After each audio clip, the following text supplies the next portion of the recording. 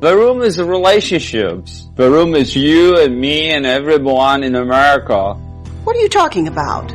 The room is different cookie cutter from Hollywood. Yeah, man, you never know. People are very strange these days. What's going on? Welcome to The Room Minute. The podcast where we get obsessed with the cinematic classic The Room. 1 minute at a time. Yeah, you have no idea what kind of trouble you're in here, do you? Why are you so hysterical? We always wanted people actually talk about it. I did not hit her. It's not true. It's bullshit. I did not hit her. I did not. Oh, hi, Mark. Oh, hi, Allison. Oh, hi, Rob. Oh, hi, listeners. We're here to talk minute 47, in which the dispute ends in confusion? Maybe? We cut off Johnny mid-line. Why, Lisa? Why? And now he continues. Lisa, please talk to me, please. You're part of my life. You are everything. I could not go on without you, Lisa. Lisa responds. You're scaring me. And then we get probably, I'd say it's the second most famous line from the movie. I think his I did not hit her one is the most famous. You are lying. I never hit you. You are tearing me apart, Lisa. It gets very dramatic. And does what I assume is a pelvic thrust. It looks like a thrust of you power. Can't see it, but I feel it. I feel like it. It fits with the arms, yeah. Yeah. Is that what Elvis did? Well, not like this, no. That made him so controversial? The specific move he's going for is actually a reference. He's copying a line from Rebel Without a Cause. Yeah. Except in the script, he had it wrong. He had it scripted as, "You are taking me apart, Lisa." And for some reason he couldn't say that, possibly because subconsciously he knew he had the line wrong. What's the line in Rebel? It's, "You're tearing me apart." Okay. You're tearing me apart! What? You say one thing, he says another, and everybody changes back again! The parents are fighting, and James Dean character, just stops and says, "You're tearing me apart," because they keep arguing past him instead of with him. Mm-hmm. And Tommy very much wanted, he liked James Dean, he liked the movie Rebel Without a Cause, and that was sort of, though the plot, it doesn't relate at all, it's sort of the vibe he was going with his character. Yeah. It's this guy who's troubled for no particular reason. He imagines himself as James Dean. The hero. In Johnny's case, it's that he doesn't know what's wrong. He doesn't know that Lisa's cheating on him. He doesn't know that Mark is the one she's cheating with. And so he's being torn apart, but doesn't know how or why. It's just happening. Yeah. And similarly, James Dean's character, famously, doesn't have a particular reason that he's got problems with everyone. He just does.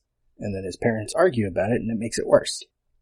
So he drinks. The start of that movie is him getting arrested because he's been drunk. And so maybe Johnny, when he was younger, was, what was his name? Jim Stark, James Dean's character. Would get arrested for being drunk and go out and get in car races that ended up with someone dying and all that. Get in knife fights with people.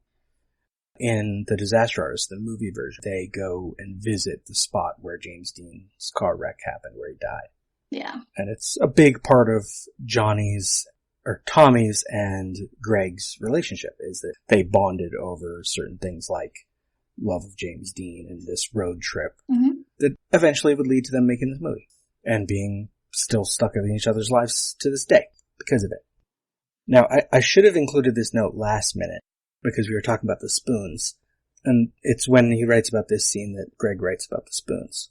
Because Mercedes Younger, credited as production designer, had a really low budget, revolving door of stage hands, as Greg describes it. And they were filming, and they were like, "We need something on these tables."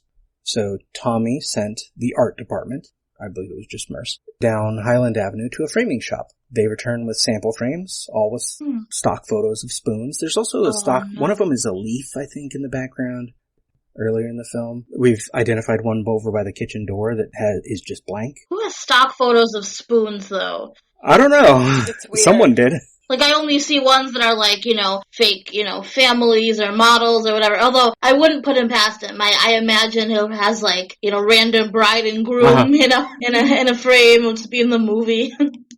random toddler, There's pictures of other people's families. Yeah. Yeah. That's what American people do, right? No, they don't. They have pictures of spoons. Who hasn't been in a house where you've seen a picture of a spoon? Come on. I want one. I want the exact one. You can get one from Etsy. Yeah, get one of Juliet's paintings. Ooh. That's what I want. So they brought him back, and no one bothered to, switch out any photos or take photos of the cast or take photos of like Tommy and Juliet together, posing in character. Which is what they should have Instead, done. they're just spoon pictures. Greg has a great line in the book where he says, "To the photographer tasked with the tedious job of snapping those spoon pictures, take heart, your work has not been wasted." Yes. Because now the audience loves the spoons and throws things at the screen. Yeah, I mean, to be fair, I wouldn't want to be taking pictures with him or the cast. I'd want to be like, all right, I'm on film. That's it. We're not spending another second together. Least amount of effort. I'm not taking a picture of you on a horse. That's too much work. Yeah. Oh, can you imagine just him like photoshopped into other, this is me in the Bahamas. No. Here's us at Denny's. What would be the most like American thing? Yeah, that must him taking a bite out of a cheeseburger. Like, yeah. What's most violently American? Yeah. No, Tommy in his high school football uniform. Yeah. That's why he loves football, is because, he grew up with it. Because he's American through and through. Mm-hmm. Yep. Us with our pet bald eagle. Most violently American pictures. Yeah, so American. And there'd be, of course, a lovely picture of them with Denny when they first tried to adopt him. Oh, that's so cute. Aww. And and then just pictures of them, and he's just there watching. Yeah, he's like in the background. Just watching. What's that called when you jump in the background of someone's photo? Photobomb. Photobomb, yeah. He's just photobombing every one of their photos, but they just pretend that they meant to do that. Instead of being like goofy or having a thumbs up, it's just like him like with a very serious look on his face, like staring at them. Mm-hmm. Mm-hmm. Or he's like leaning around some corner in the background, just his head, just watching them. His head poking out of a bush. And then weirdly, there's photos from before they even met him, where he's just in the background. Like, here's where Johnny met 14-year-old Lisa. And look, Denny is in the background. Oh my god. That's crazy. Back in high school. Of course, Johnny is only a few years older than Lisa. We all know that. Of course. Yeah. He plays young. Mm-hmm. I see it. He's what James Dean would have been if he'd grown up. Oh, yeah. Yeah, definitely. If he'd grown up, no, I'm not going to say that. That would have been very rude. I'm going to cut that. I didn't even say it, but I'm going to cut it. I was going to say if James Dean had survived his car accident with a serious brain injury. Oh. That is me. Yes. See? Told you. We're edgy on the Room Minute now.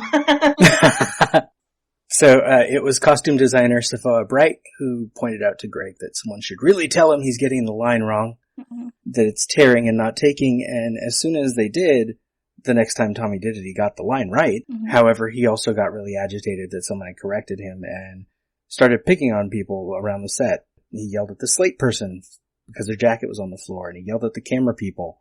Although his complaint was funny, he said, "I see your camera work and you need to do a better job," which is very specific for a director. Can you imagine how many people he walked up to like, "You're tearing me apart, Steve." These corrections are tearing me apart. And at the end of the section on this seed in The Disaster Artist, Greg's last sentence is, "James Dean wept." Oh.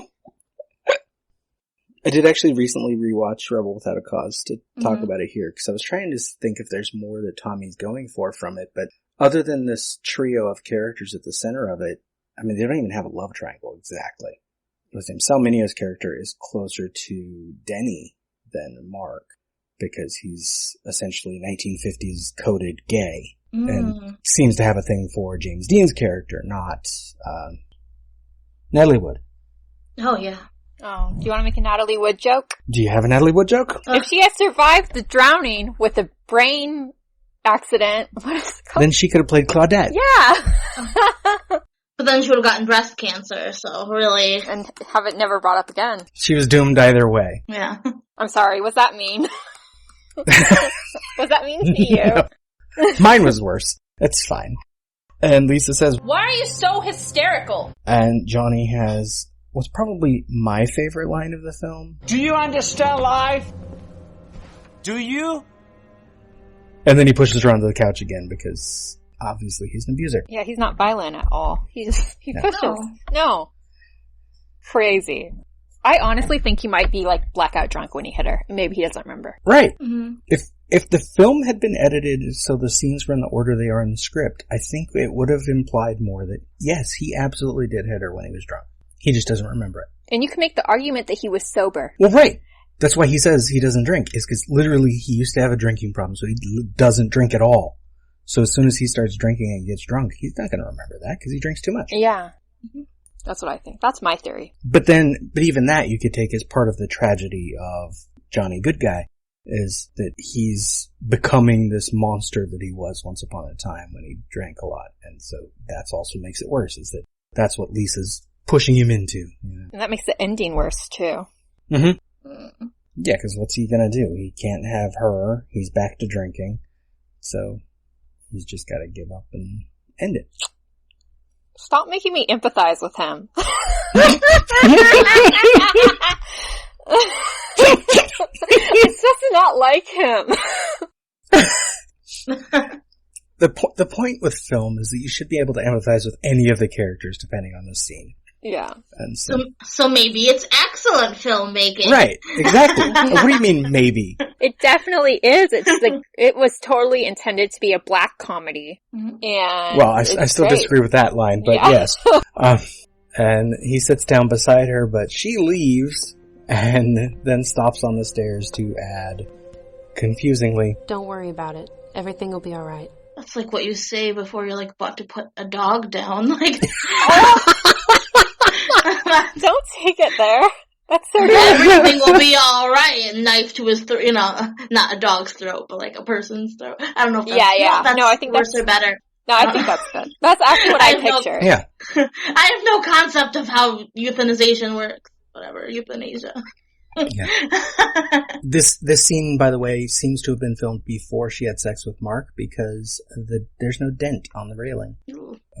So I guess it gets dented sometime here when he's saying, I don't know. Maybe when he's drunk, he takes a hammer to it. Well, that was last night. It's not dented now. Oh, that's weird. Maybe It's dented earlier. When he was drunk, he fixed it. Yeah. he's a great handyman. He's a regular Mr. Fixer. That's why Lisa gets him drunk, because he fixes things. Because he fixes things around the house. Come on, just drink this vodka. She goes into the room with just the chairs and the alcohol in it. Uh-huh. Pulls out some alcohol. Come on, drink this, honey. Drink this. There's a dent on the stairs. Yeah. He's just a living maid at this point. But only when he's drunk. Yeah, right. You drive me crazy. He says, and she says, "Good night, Johnny." And he tells her, "Don't worry about it." So they both say don't worry about it. So no, after this, neither one will be worried. Everything will be fine. I still love you. Don't worry about it. I still love you. Like, okay. Yeah. Well, they say never go to bed. He means after he hit her. Yeah. I still love you if you're gonna leave me. Sorry, I interrupted you. It's okay. I'll edit it so you didn't. That's what I do. So then we You get... edit out the women who speak over you. No, I don't... Say it like that. I don't edit... No. I don't edit people out. I move them away from each other so they're not talking over each other. Yeah, no. Okay. What a podcast that would be. I have women on. We just... It's like, seriously, I had one, but she just kept talking when I wanted to talk, so... I had to cut her voice. We get a transition shot of the Golden Gate Bridge. And in the script, the next scene was Lisa and Claudette talking, and Johnny overhears them, but we won't get that for another 3 minutes, I think. I just see that Golden Gate Bridge, and I'm just like, welcome to Full House. Yes. We're going to see a Full House episode right now.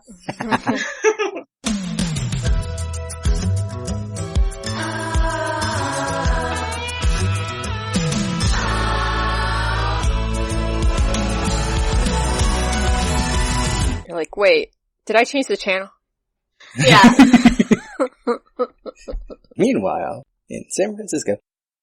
So instead of going to Lisa and Claudette, we get the alleyway scene that is strange with Mike walking up to, well, no, before we even get to Mike, If you have the minute running, watch the opening of this shot, because Johnny is walking very quickly toward a brick wall. I know he knew he was going to be interrupted, like Scott Holmes is going to get his attention, but he's walking toward the wall. I'm like, you gotta turn if you're in that alley. You can't just go, there's not a door there. And so Mike grabs him, says, "Hey Johnny, what's going on, man?" Oh, hi Mike. Johnny's wearing his tank top in this scene. This is important. There is a thing with delusional. Tommy's not delusional. How dare I?